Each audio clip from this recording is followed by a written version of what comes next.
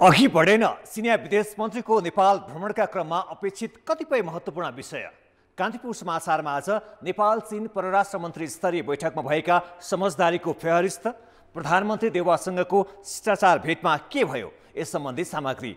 यससँगै आज हामीसँग हुनेछ चुनावमा तालमेल गर्ने नगर्ने विषयमा नेपाली काङ्ग्रेसका शीर्ष नेताहरू बीचको जुहारी, व्यस्त र तनावपूर्ण जीवनशैलीमा मुटु स्वस्थ राख्ने तरिकाबारे चिकित्सकले दिएको सुझाव। घरेलु मैदानमा भएको ओडिआई सिरिजमा नेपालमाथि पपुवा न्युगिनीको लगातारको जितको समाचार पनि आज हाम्रो प्राथमिकतामा रहनेछ।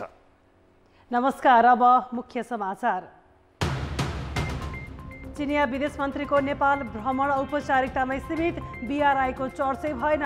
समझदारीका अधिकांश बुँदा पुरानै, तातो पानी र रसुवा गढी नाका सहज बनाउने सहमति भएको परराष्ट्र मन्त्रीको दाबी।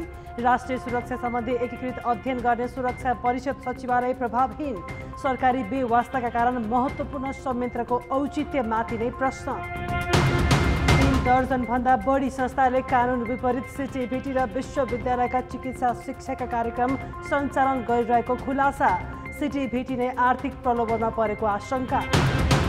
युक्रेनको मारियोपोल स्थित एक थिएटरमा आश्रय लिएर बसेका 300 सर्वसाधारणको रुसी आक्रमणमा मृत्यु।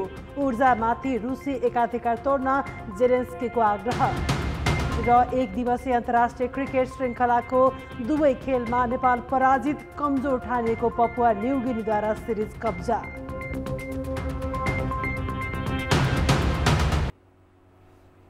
नेपाल र चीन बीच 9वटा समझदारी पत्रमा हस्ताक्षर भएको छ। चिनिया स्टेट काउन्सिलर तथा विदेश मन्त्री वाङ यीको नेपाल भ्रमणको दोस्रो दिन आज दुई पक्षबीच विभिन्न 9वटा विषयमा समझदारी पत्रमा हस्ताक्षर भएको हो। परराष्ट्र मन्त्री नारायण खड्का र चिनिया समकक्षी वाङको उपस्थितिमा सिंहदरबार स्थित प्रधानमन्त्री तथा मन्त्री परिषदको कार्यालयमा दुई पक्षबीच समझदारी पत्रमा हस्ताक्षर भएको हो।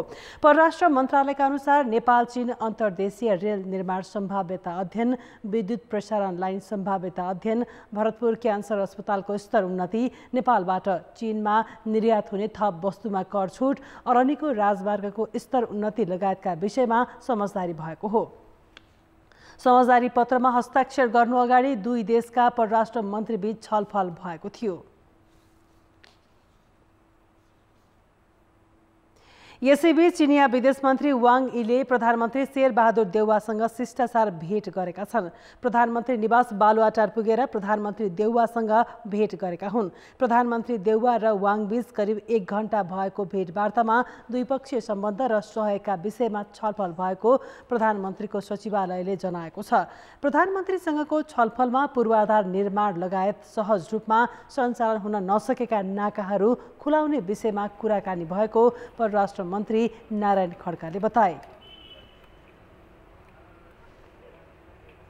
आपसी हितका विषयहरू चाहिँ का कुराहरू भए। चीन र नेपालको सम्बन्ध धेरै पुरानो सम्बन्ध, मैत्रीपूर्ण सम्बन्धदेखि लिएर एक लेयरका लागि चाहिँ अन्तर्राष्ट्रिय चाहिँ फोरमहरूमा, संयुक्त राष्ट्रसङ्घमा, त्यसै गरी G77 का फोरमहरूमा चाहिँ एक लेयरका चाहिँ चासो र चिन्ताका विषयहरूमा समर्थन गर्ने कुराहरू उठे। त्यस्तै गरेर चाहिँ अब यो नाकाहरू खोल्ने कुरा, विद्यार्थीका कुराहरू उठे, व्यापार घाटाका कुराहरू उठे। यी तमाम कुराहरू पनि अहिले प्रधानमन्त्रीको र महामहिम परराष्ट्र मन्त्री वाङ यीको बिचमा पनि बडो सौहार्दपूर्ण कुराहरू भएको छ। यसैगरी प्रधानमन्त्रीसँगको छलफलमा रेलमार्ग निर्माणको विषयमा समेत छलफल भएको मन्त्री खड्काले बताए। चिनिया विदेश मन्त्री वाङले भोलि बिहान राष्ट्रपति विद्यादेवी भण्डारी, विपक्षी दलका नेता तथा नेकपा एमालेका अध्यक्ष केपी शर्मा ओली र माओवादी केन्द्रका अध्यक्ष पुष्पकमल दाहालसँग भेटवार्ता गर्ने कार्यक्रम छ। वाङ भोलि दिउँसो नै बेइजिङ फर्कने कार्यतालिका रहेको परराष्ट्र मन्त्रालयले जनाएको छ। चिनिया विदेश मन्त्रीको नेपाल भ्रमणका क्रममा दुई मुलुकबीच भएका अधिकांश समझदारी पुरानै हुन्। बीआरआई र पूर्वाधारका ठूला आयोजनामा कुनै पनि समझदारी हुन सकेन। चीनले अनुदान बढाउने भनिए पनि त्यो पनि हुन सकेन। सरकारले निकै महत्त्व दिएको चिनिया विदेश मन्त्रीको भ्रमण औपचारिकतामा मात्र सीमित भएको छ। दुई मुलुकबीच भएका 9वटा समझदारी अन्तर्गत सबैभन्दा ठूलो परियोजनाका रूपमा केरुङ काठमाडौँ रेलमार्गलाई लिएको छ। दुई देशका अधिकारीहरूका बीचमा केरुङ काठमाडौँ रेलको सम्भाव्यता अध्ययन गर्ने समझदारी भएको हो। केरुङ काठमाडौँ रेल परियोजना निर्माणको विषयमा चीनले नै यसअघि पूर्व सम्भाव्यता अध्ययन गरेको थियो। 4 वर्षअघि विस्तृत परियोजना प्रतिवेदन तयार गर्न चीनले नेपालको पनि लगानी खोजेपछि उक्त परियोजना रोकिएको थियो। अहिले त्यही परियोजनाको पूरक सम्झौता गरियो। यस्तै नेपालसँग विद्युत व्यापारका लागि अन्तर्देशीय प्रसारण लाइनको सम्भाव्यताको विषय पनि यसअघिकै हो, जसलाई फेरि सम्झौताको रूपमा अघि बढाउने भनिएको छ। यस्तै नेपाल र चीनको सिमाना तातोपानी स्थित मैत्री पुलदेखि काठमाडौँको माइतीघरसम्म रहेको अरनीको राजमार्गको हस्तान्तरण र तेस्रो चरणको स्तरोन्नति गरिदिने विषय सहमति भएको छ। यस्तै बीपी कोइराला स्वास्थ्य विज्ञान प्रतिष्ठानमा चिनिया चिकित्सकहरू पठाउने विषयमा समझदारी भएको छ। नेपालमा उत्पादित वस्तुलाई भन्सार महसुलमा छुट दिने जस्ता पुरानो विषयलाई अहिले समझदारी भनी अर्थाइएको छ। वर्षौंदेखि चलिरहेका अति सामान्य विषयलाई उपलब्धि भनी अर्थाइएको छ। चीनले नेपाललाई दिने भनिएको अनुदानका सहायताका विषयमा कुनै चर्चा नै नभएको अधिकारीहरूले बताएका छन्। तर चिनिया पक्षले ऋणका केही नयाँ परियोजना प्रस्ताव गरे पनि नेपालले अस्वीकार गर्यो।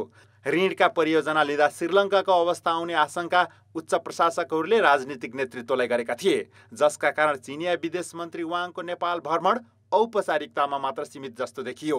कान्तिपुर समाचारका लागि क्यामेरामा गोविन्द खत्रीका साथ बाबुराम तिमिलसेना र सुमन पन्थ, काठमाडौँ। देशका चारवटै सुरक्षा निकायका आआफ्नै कार्यक्षेत्र र जिम्मेवारी छन्। ती सुरक्षा निकायले प्राप्त गरेका सूचना सङ्कलन गरेर एकीकृत राष्ट्रिय सुरक्षा रणनीति तयार गर्नुपर्ने हो। त्यसका लागि सबै सुरक्षा अङ्गका प्रतिनिधि रहने राष्ट्रिय सुरक्षा परिषदको सचिवालय छ। तर प्रधानमन्त्रीको नेतृत्वमा रहने राष्ट्रिय सुरक्षा परिषदका लागि काम गरिदिने सचिवालय भने प्रभावकारी बन्न सकेको छैन। स्थानीय तहको निर्वाचनका लागि चारवटै सुरक्षा संगठनले तयार पारेको योजना गृहमन्त्रीको नेतृत्वमा रहेको केन्द्रीय सुरक्षा समितिले बिहिबार पारित गर्यो। समितिले निर्वाचनका लागि आवश्यक जनशक्ति परिचालन सम्बन्धी योजना मात्रै पारित गरेको हो। नेपालमा आन्तरिक सुरक्षाको जिम्मेवारी नेपाल प्रहरीलाई सीमामा खटिने सशस्त्र प्रहरी बल, गुप्तचर संयन्त्र, राष्ट्रिय अनुसन्धान विभाग र राष्ट्रिय सुरक्षाको अन्तिम शक्ति नेपाली सेनालाई छ। सबै संगठनको कार्यप्रकृति अनुसार फरक फरक विश्लेषण हुन सक्छ। तर देशभित्र अहिले कस्ता सुरक्षा चुनौती छन्, निर्वाचनमा आन्तरिक र बाह्य सुरक्षा प्रभाव पार्न सक्ने अवस्था छ कि छैन लगायतका विषयमा एकीकृत विश्लेषण भएको छैन। निर्वाचनको मात्रै होइन, राष्ट्रिय सुरक्षा सम्बन्धी सूचना र चुनौती अध्ययन गरेर एकीकृत रणनीति बनाउने संयन्त्र राष्ट्रिय सुरक्षा परिषदको सचिवालय छ, जहाँ देशका सबै सुरक्षा संयन्त्रका टोली बस्छन्। तर राष्ट्रिय सुरक्षा परिषदका लागि काम गर्ने शक्तिशाली विज्ञ टोली भएको संयन्त्र प्रभावकारी हुन सकेको छैन। छुट्टा छुट्टै रूपमा नेपाली सेना, नेपाल प्रहरी, सशस्त्र प्रहरी बल, राष्ट्रिय अनुसन्धान विभाग, इमिग्रेसन, कस्टम्स जति पनि निकाय विभिन्न होलान्, आफ्नो आफ्नो विभागको काम उहाँले गरिराख्नु भएको छ। तर देशको समग्र सुरक्षा, राष्ट्रिय अन्तर्राष्ट्रिय क्षेत्रीय सुरक्षालाई चाहिँ समग्रमा एक ठाउँमा ल्याएर सबैले गरेको छ। त राष्ट्रिय सुरक्षा परिषद र त्यसको सचिवालयलाई सशक्त बनाउनुपर्छ, त्यसलाई महत्त्व दिनुपर्छ। त्यसको सुझावहरू चाहिँ सठिक रूपमा लिने र भएन भने किन भएन भन्ने खालको चाहिँ क्वेसन हुनुपर्छ। जुनसुकै बेला नेपाली सेना परिचालनदेखि राष्ट्रिय सुरक्षा नीति बनाउने सम्मको काम प्रधानमन्त्रीको नेतृत्वमा रहने राष्ट्रिय सुरक्षा परिषदले गर्नुपर्छ। त्यसका लागि आवश्यक अध्ययन गरिदिने काम सचिवालयको हो। तर 2058 सालमा स्थापना भएको रक्षा सचिव नेतृत्वको सचिवालयको 21 वर्षसम्म पनि ऐन समेत बन्न सकेको छैन। रक्षा मन्त्रालयको अङ्ग भएर बसिरहेको छ। यो जबसम्म यसलाई रक्षा मन्त्रालयको अङ्ग हुँदै होइन, यो घर रक्षा मन्त्रालयको रक्षा मन्त्रालय यहीँ आएर बसेको छ। व्यवहारमा पनि सबै रक्षा मन्त्रालयले नै नियन्त्रण गरिरहेको छ। त्यो भएपछि संसारमा कुनै सुरक्षा संवैधानिक अङ्ग चाहिँ नि रक्षा मन्त्रालयले कन्ट्रोल काहीँ पनि गर्दैन। त्यो कारणले यसले फङ्सन गर्न सक्दैन। राष्ट्रिय सुरक्षाको एकीकृत रणनीति आवश्यक हुने भएकाले सचिवालयमा नेपाली सेनाका उपरथीसहित नेपाल प्रहरी, सशस्त्र प्रहरी बल र राष्ट्रिय अनुसन्धान विभागका समेत उच्च अधिकृतहरू राखिएका हुन्। तर त्यसलाई मन नपरेका अधिकृत थन्क्याउने थलो जस्तो बनाइएको छ। सुरक्षा परिषदलाई यो अलिकति साधन स्रोत थप वृद्धि गर्नुपर्छ र त्यहाँ हुने उच्चस्तरीय राष्ट्रिय सेवकहरूको अलिकति उहाँहरूलाई उत्प्रेरित हुने वातावरण वित्तीय र गैर वित्तीय उपायहरूबाट त्यो चाहिँ नि उपायहरू बढाउनुपर्छ। मैले त यो संस्थाले काममा कसैलाई चित्त नबुझेको हुनसक्छ, त्यो यो संस्था छैन भने हाम्रो सुरक्षालाई के हुन्छ भनेर मैले हेर्दा धेरै हानि गर्छ। सुरक्षा रणनीतिमा आउने सानो चुकले पनि त्यसले समग्र राष्ट्रिय सुरक्षामा प्रभाव पार्न सक्छ। त्यसैले राष्ट्रिय सुरक्षा सम्बन्धी नीति मात्रै होइन, प्रतिरक्षा रणनीति बनाउने यस्ता संयन्त्रलाई प्रभावकारी बनाउन जरुरी छ। कान्तिपुर समाचारका लागि क्यामेरामा गोविन्द खत्रीका साथमा रमेश धमला, काठमाडौँ। ब्रेकपछि समाचारमा पुनः स्वागत छ। स्थानीय तह निर्वाचन नजिकिएसँगै जनप्रतिनिधिहरू शिलान्यास र उद्घाटनमा व्यस्त भइरहेका छन्। आफ्नो कार्यकालमा जनअपेक्षा अनुरूप काम गर्न नसकेको भनेर आलोचना भइरहेका बेला कार्यकालको अन्तिममा आएर उद्घाटन र शिलान्यासमा व्यस्त देखाएर पुनः जनमत आफ्नो पक्षमा पार्ने प्रयासमा उनीहरू छन्। यो सँगै पुनः उम्मेदवारीको टिकट हत्याउन उद्घाटन र शिलान्यासकै लागि आफ्नो गुटका शीर्ष नेता बोलाउने होडबाजी समेत जनप्रतिनिधिहरूले सुरु गरेका छन्। धरान उपमहानगरपालिकाका प्रमुख तिलक राईले विभिन्न योजनाको उद्घाटन, शिलान्यास र अवलोकनका लागि पार्टी सभापति एवं प्रधानमन्त्री शेरबहादुर देउवालाई बोलाए। मोरङकै सुन्दर रहेछ नगरपालिकाका नगर प्रमुख शिव ढकालले पनि राईकै सिक्को गर्दै यसै साता प्रधानमन्त्री देउवालाई नै बोलाएर केही योजनाको उद्घाटन र शिलान्यास गराएर आफ्नो प्रशंसा गर्न लगाए। यो नगर बनिरहेको मैले जानकारी पाएको छु। यसैले यस नगरपालिका मेयर शिव ढकालजीलाई धन्यवाद दिन चाहन्छु। उहाँले राम्रो काम गरेको थाहा पाएको छु।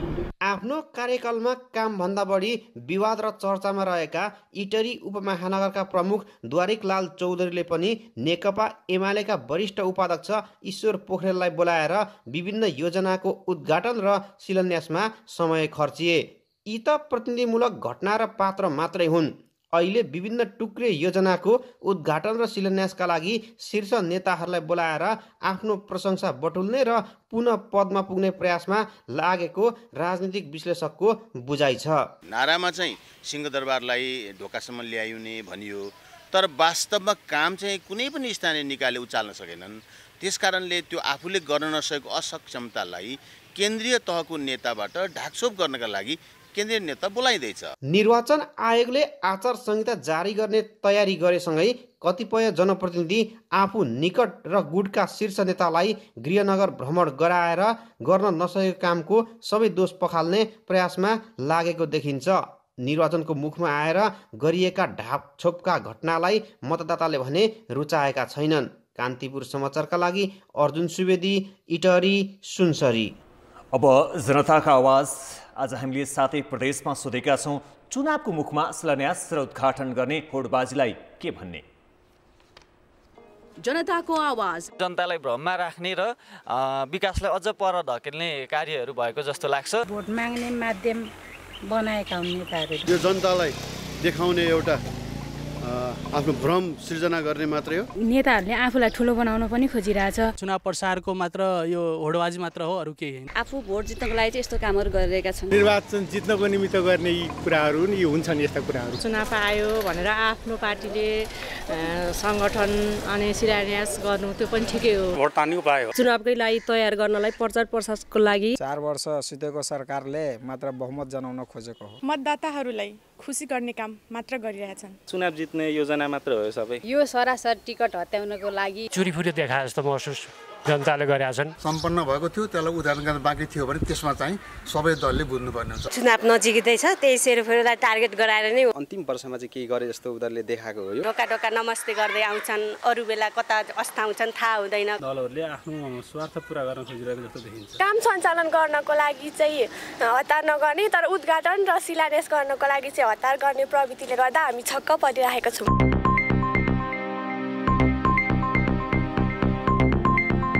निर्वाचन आयोगले स्थानीय तह निर्वाचनको लागि भोलि मतदाता नामावली प्रकाशन गर्दैछ। आयोगको आज बसेको पदाधिकारी बैठकले वैशाख 30 गते हुने स्थानीय तहको लागि मतदाताको अन्तिम नामावली प्रकाशन गर्ने निर्णय गरेको हो। आयोगका अनुसार स्थानीय तहका चुनावको लागि करिब 1,77,00,000 मतदाता छन्, जुन अघिल्लो निर्वाचनभन्दा करिब 37 लाख बढी हो। यस्तै आयोगले 753वटै स्थानीय तहमा चुनाव गराउन निर्वाचन अधिकृतको नाम समेत टुङ्गो लगाएको छ। भोलि नै सम्पूर्ण मतदाता र निर्वाचन अधिकृतको नाम सार्वजनिक गर्ने आयोगले जनाएको छ। यसैगरी आयोगले राष्ट्रिय दल बाहेकालाई पनि पार्टीकै निर्वाचन चिन्ह दिने निर्णय गरेको छ। पार्टीको जिल्लागत विवरण मागेको आयोगले त्यसलाई रुजु गर्दै दलकै चुनाव चिन्ह दिने निर्णय गरेको हो। चिकित्सा शिक्षामा एउटै क्याम्पसले दुई फरक निकायको शैक्षिक कार्यक्रम पठन पाठन गर्न नपाउने कानुनी व्यवस्था छ। तर प्राविधिक शिक्षा तथा व्यावसायिक तालिम परिषद सिटिबिटी र विश्वविद्यालयहरू बेखबर बन्दा स्वास्थ्य शिक्षा अध्ययन गराउने शिक्षण संस्थाहरूले कानुन विपरीत दुई निकायको शैक्षिक कार्यक्रम सञ्चालन गरिरहेको खुलासा भएको छ। नियम विपरीत दुई निकायको चिकित्सा शिक्षाका शैक्षिक कार्यक्रम सञ्चालन गर्ने संस्थालाई चिकित्सा शिक्षा आयोगले कारबाही गर्ने भएको छ। भक्तपुरको नागरिक कलेज अफ हेल्थ साइन्सले सिटिबिटीको प्रमाणपत्र तहको नर्सिङ एचए र पूर्वाञ्चल विश्वविद्यालयको बिएन र बिएससी नर्सिङको पठन पाठन गरिरहेको छ। यो क्याम्पसमा 400 भन्दा बढी विद्यार्थी छन्। चिकित्सा शिक्षा ऐन अनुसार एउटै संस्थाले विद्यालय र विश्वविद्यालय तहको स्वास्थ्य शिक्षाका कार्यक्रम सञ्चालन गर्न नपाउने कानुनी व्यवस्था छ। नियमन निकायले थाहा नपाए जस्तो गर्दा निजी शिक्षण संस्थाहरूले निर्धक्क दुई निकायको पठन पाठन गरिरहेका हुन्। सिटिबिटीबाट मान्यता प्राप्त यो पिसिएल नर्सिङ भनेर भन्छ, स्टाफ नर्स र एचएको प्रोग्राम छ र त्यो बाहेक पनि हाम्रो पूर्वाञ्चल विश्वविद्यालयबाट अफिलिएसन पाएर चाहिँ हाम्रो ब्याचलर लेभलको दुईटा प्रोग्राम बिएससी नर्सिङ र बिएन 3 इयर्सको कोर्स चाहिँ हामीले सञ्चालन गरिरहेछौँ अहिले। नागरिक कलेज जस्ता 3 दर्जन भन्दा बढी शिक्षण संस्थाले सिटिबिटी र विश्वविद्यालयका दुवै निकायका शैक्षिक कार्यक्रम सञ्चालन गरिरहेका छन्। यसै वर्षबाट विश्वविद्यालयहरूको सम्बन्धनमा सञ्चालित निजी शिक्षण संस्थाको प्रमाणपत्र तहको नर्सिङ कार्यक्रम सञ्चालनमा रोक लगाए पनि सिटिबिटीका पदाधिकारीको व्यवस्थाका कारण खुलेआम सञ्चालन भइरहेको हो। कानुन विपरीत दुई निकायको शैक्षिक कार्यक्रम एउटै संस्थाले सञ्चालन गर्नुमा कतै सिटिबिटी नै आर्थिक प्रलोभनमा परेको त होइनन् भन्ने आशंका उब्जेको छ। कुनै पनि युनिभर्सिटीको ब्याचलर प्रोग्राम र सिटिबिटी अन्तर्गतको सर्टिफिकेट लेभलको स्वास्थ्य सम्बन्धी प्रोग्रामहरू एउटै संस्थामा चलाउन नमिल्ने, एउटै उसले व्यवस्थापनले एउटै हस्पिटलले एउटै संस्थाबाट त्यो चलाउन नमिल्ने भएकोले उसले त्यो सूचना जारी भएकोले त्यस्तो संस्थाको साथीहरू यहाँ निवेदन दिन आउनुभएको छ। त्यसो त चिकित्सा शिक्षा आयोगले अघिल्लो वर्ष विश्वविद्यालय प्रतिष्ठान र सो अन्तर्गतका शिक्षण संस्थाहरूले प्रमाणपत्र तहका कार्यक्रम सञ्चालन नगराउने निर्णयसहित परिपत्र गरेको थियो। निर्णय व्यवस्था गर्ने शिक्षण संस्थालाई कारबाही स्वरूप आयोगले सिट निर्धारण नगर्ने भएको छ। सिटिबिटीको प्रोग्रामहरू र युनिभर्सिटीका प्रोग्रामहरू एउटै संस्थामा सञ्चालन हुन नसक्ने प्रावधान भएको कारणले गर्दाखेरि त्यस्तो भएको छ कि छैन। यदि त्यस्तो भएको छ भने प्रमाणपत्र सञ्चालन गरिरहेको छ भने ब्याचलर तहको चाहिँ कार्यक्रमहरू सञ्चालन हुन नसक्ने भएको हुनाले हामीले सिट निर्धारण गर्न नसक्ने भएको हुनाले अहिले हामीले सोधेर पठाएका छौँ। चिकित्सा शिक्षा आयोगको तदारुकताका कारण यस वर्षबाट झन्डै 3 दर्जन कलेजका शैक्षिक कार्यक्रम रोकिने भएको छ। कान्तिपुर समाचारका लागि क्यामेरामा गोविन्द खत्री र विकास जोशीका साथ नारायण किलम्बु, काठमाडौँ। अब जनमतको अन्तिम परिणाम। जनमतमा हिजो हाम्रो प्रश्न थियो, नेपाल प्रहरीमा राजनीतिक हस्तक्षेप रोक्न के गर्नु पर्ला? ए स्पष्ट कानुन, बी राजनीतिक इच्छा शक्ति र सी बलियो नेतृत्व। जनमतको अन्तिम परिणाम यस्तो छ, ए स्पष्ट कानुनमा 43%, बी राजनीतिक इच्छा शक्तिमा 21% र सी बलियो नेतृत्वमा 36% मत प्राप्त भएको छ।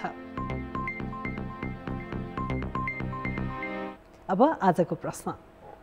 जनमत एउटै शैक्षिक संस्थाले नियम विपरीत दुई फरक निकायका शैक्षिक कार्यक्रम सञ्चालन गर्नुलाई के भन्नुहुन्छ? ए सञ्चालकको दादागिरी, बी आर्थिक चलखेल र सी नियमनको अभाव। जनमतको अन्तिम परिणाम भोलि साँझ 8 बजेको कान्तिपुर समाचारमा प्रसारण गर्नेछौँ। कृपया NEWS न्युज स्पेस AB वा सी टाइप गरी 34001 मा SMS गरी आफ्नो मत व्यक्त गर्नुहोला। अर्थ र विकास। राष्ट्रपति विद्यादेवी भण्डारीले नेपालको विकास र समृद्धिमा गैर आवासीय नेपाली सङ्घले महत्त्वपूर्ण भूमिका निर्वाह गर्दै आएको बताएकी छन्। काठमाडौँमा आजदेखि सुरु भएको गैर आवासीय नेपाली सङ्घको 10औं महाधिवेशनलाई सम्बोधन गर्दै राष्ट्रपति भण्डारीले NRNA-ले गर्दै आएको लगानीको प्रशंसा गरिन्। भण्डारीले देश सङ्कटग्रस्त अवस्थाबाट गुज्रिएको भन्दै थप लगानीको वातावरण सिर्जना गर्न समेत आग्रह गरिन्।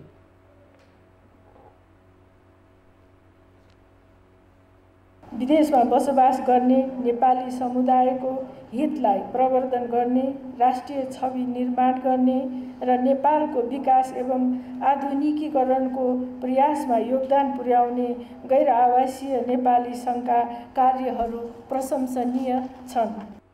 राष्ट्रपति भण्डारीले गैर आवासीय नेपालीहरूले उठाउँदै आएको नागरिकताको विषय छिट्टै सम्बोधन हुने बताइन्। एनआरएनएले व्यक्तिगत रूपमा धेरै लगानी गरिरहेको भन्दै सामूहिक लगानीका लागि सङ्घले कोष नै बनाएर कामको सुरुवात गरेको अध्यक्ष कुमार पन्तले बताए। सामूहिक रूपमा पनि नेपालमा लगानी ल्याउनुपर्छ।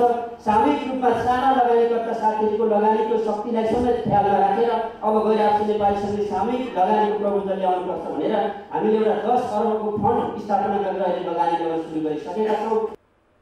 कार्यक्रममा एनआरएनका पूर्व अध्यक्षहरूले साझा र स्वतन्त्र संस्थाको रूपमा रहेको एनआरएनएमा राजनीतिक दलहरूको प्रत्यक्ष तथा अप्रत्यक्ष हस्तक्षेप बढेको भन्दै त्यस्तो नगर्न आग्रह गरे।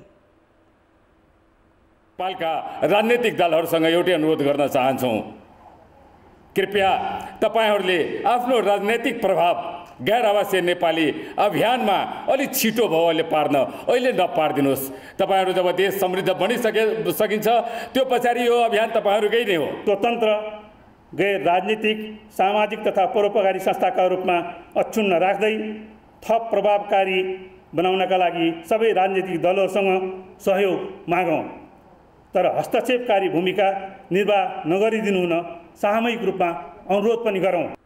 2 दिनसम्म चल्ने महाधिवेशनले भोलि नयाँ नेतृत्व चयन गर्दैछ। नेतृत्व सहमतिका लागि नेतृत्वबीच छलफल भइरहेको एनआरएनएले जनाएको छ।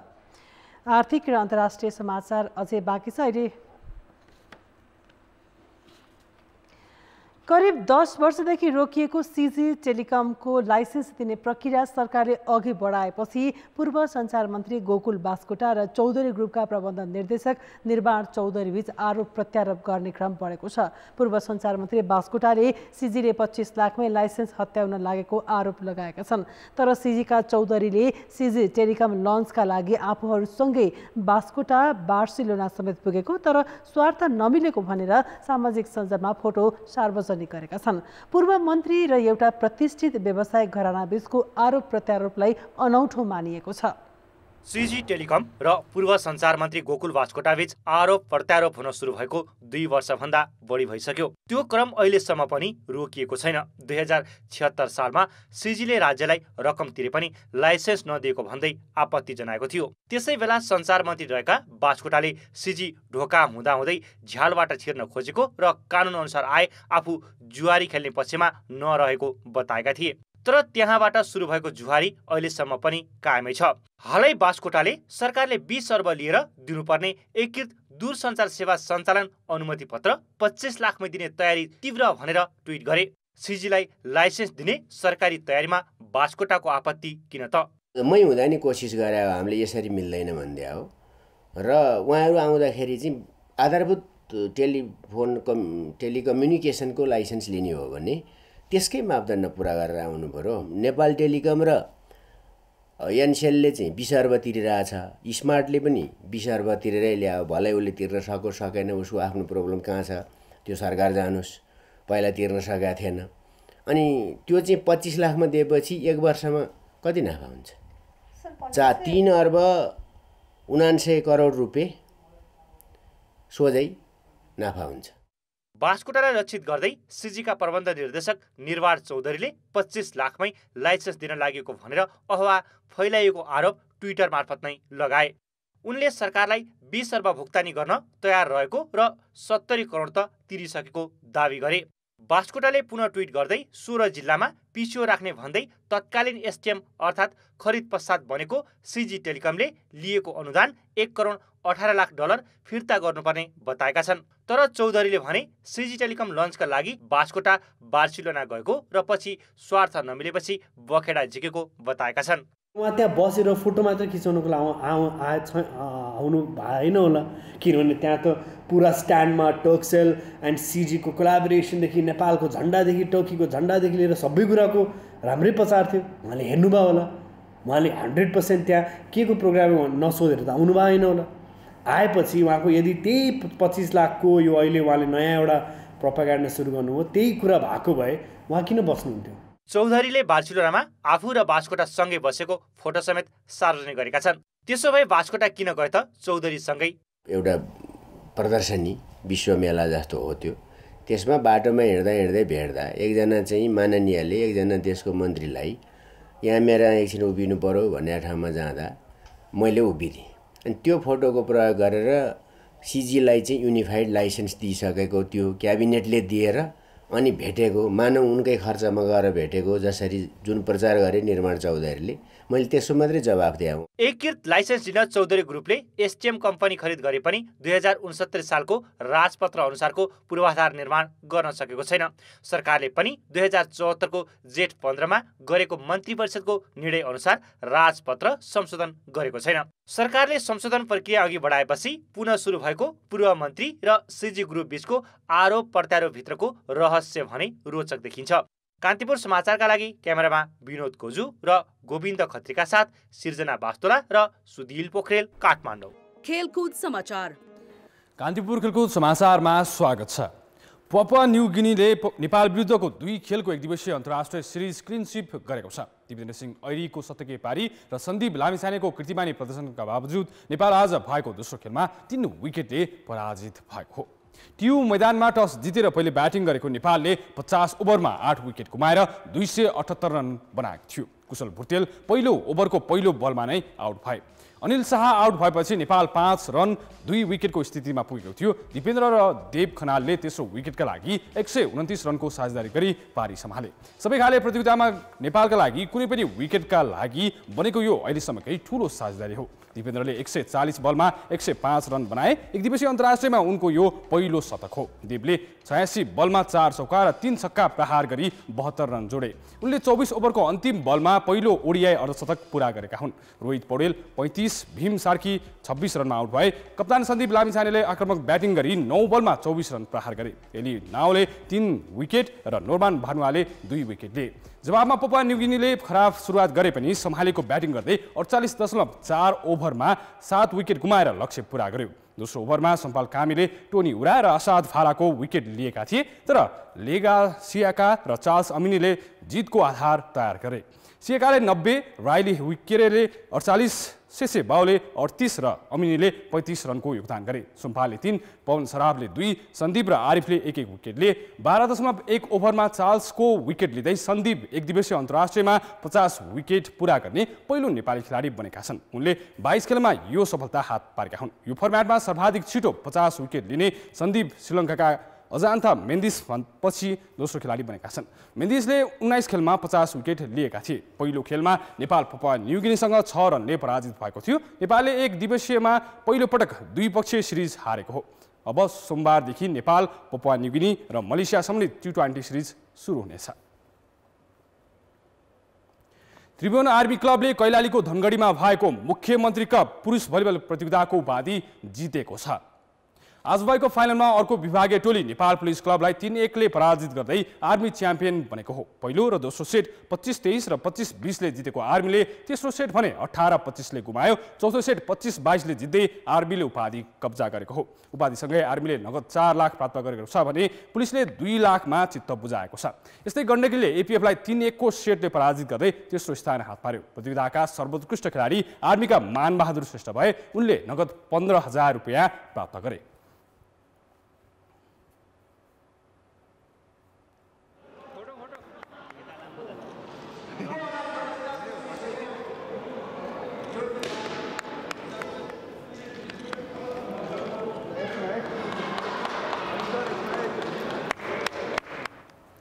गिरिजाप्रसाद कोइराला स्मृति तेस्रो राष्ट्रिय पुरुष हकी प्रतियोगिताको उपाधि त्रिभुवन आर्मी क्लबले जितेको छ।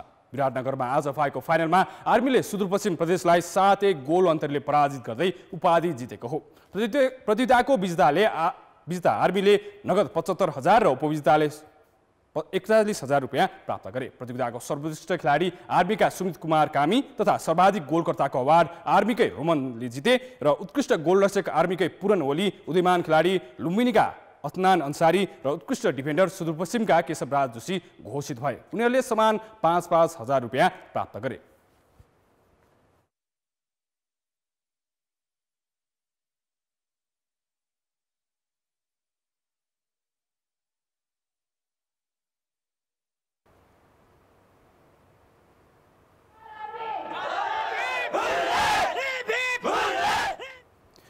गोर्खा बोइज क्लबले दार्जिलिङ पुलिस क्लबलाई पेनाल्टी सुटआउटमा 4-2 गोल अन्तरले पराजित गर्दै दमक गोल्ड कपको सेमिफाइनलमा स्थान बनाएको छ। झापाको दमक स्थित प्रस्तावित मदन भण्डारी रङ्गशालामा भएको खेलको निर्धारित समय 1-1 गोलको बराबरीमा रोकिएको थियो। गोर्खा बोइजका यानिकले 9 मिनेटमा गोल गरे। त्यसको मात्र 3 मिनेटपछि भाइचुङ राईले बराबरी गोल गरे। थपिएको समयमा पनि गोल नभएपछि खेलको निर्णय टाई ब्रेकरमा भएको हो। दार्जिलिङका आशिष देवान र निवास राणाको प्रहार पोस्टबाट बाहिरिएपछि गोर्खा बोइज अन्तिम 4मा प्रवेश गरेको हो।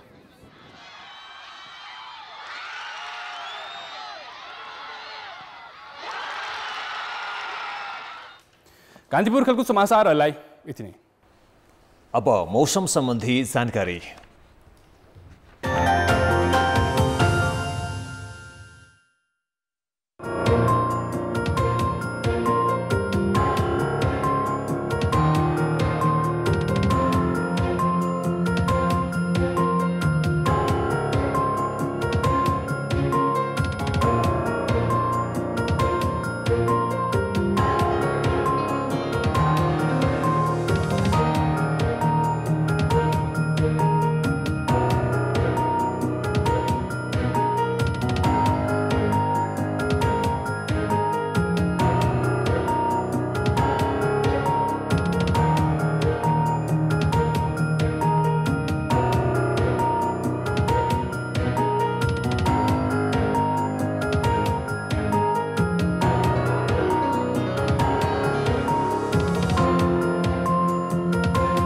कान्तिपुर टेलिभिजन हेर्दै गर्नुहोला।